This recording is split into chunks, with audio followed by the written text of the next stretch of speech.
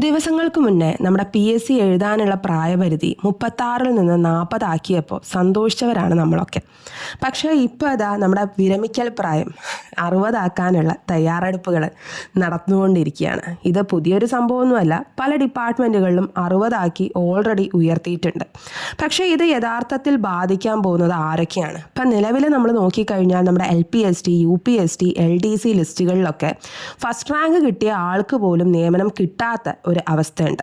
അതിൻ്റെ കൂടെ ഏറ്റവും വലിയ പ്രശ്നം എന്താണെന്ന് വെച്ച് കഴിഞ്ഞാൽ ഈ താൽക്കാലിക കര സ്ഥിരപ്പെടുത്തുന്ന ഒരു പ്രവണതയാണ്. 10 വർഷം 14 വർഷമൊക്കെ കോൺട്രാക്റ്റ് ആയിട്ട് ജോലി ചെയ്തവർ പിന്നീട് സ്ഥിരപ്പെടുത്തൽ ആവശ്യപ്പെടുകയാണ്. ഇതൊരു ഒറ്റപ്പെട്ട സംഭവമൊന്നുമല്ല. നമ്മളിപ്പോൾ KSBയിൽ നോക്കുകയാണെങ്കിലും സപ്ലൈകോയിൽ നോക്കുകയാണെങ്കിലും IHRD പോലുള്ള സ്ഥാപനങ്ങളിലൊക്കെ ഈ സമാന പ്രവണത നിങ്ങൾക്ക് കാണാനായിട്ട് പറ്റും.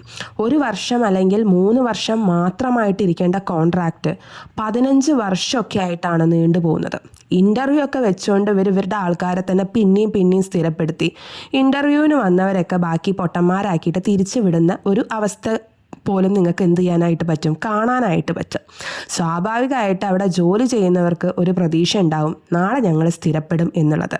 പക്ഷെ അതിൻ്റെ ഫലമായിട്ട് PSC ലിസ്റ്റിൽ കാത്തിരിക്കുന്ന ആയിരങ്ങളുടെ അവസ്ഥ എന്താണ് ആവാനായിട്ട് പോകുന്നത്? ഇങ്ങനെയുള്ള സാഹചര്യത്തിൽ ഒരു വലിയ ചോദ്യമാണ് നമ്മൾ ചോദിക്കേണ്ടത്. നിയമനം മുഴുവൻ PSC വഴിയാണോ? കോൺട്രാക്റ്റ് എത്ര വർഷമാണ്? റെഗുലറൈസേഷൻ എങ്ങനെയാണ്? ഇതൊരു രാഷ്ട്രീയമായിട്ടുള്ള വിഷയമൊന്നുമല്ല. ഇത് നമ്മുടെ യുവജനങ്ങളുടെ ഭാവിയായിട്ട് ബന്ധപ്പെട്ട വിഷയമാണ്. ഈ ഒരു കാര്യത്തിൽ എന്താണ് നിങ്ങളുടെ ഒപ്പീനിയൻ? ഒന്ന് കമൻറ്റ് ചെയ്യണേ. വീഡിയോ ഇഷ്ടപ്പെട്ട് കഴിഞ്ഞാൽ ഒന്ന് സബ്സ്ക്രൈബ് ചെയ്യുക. Thank you.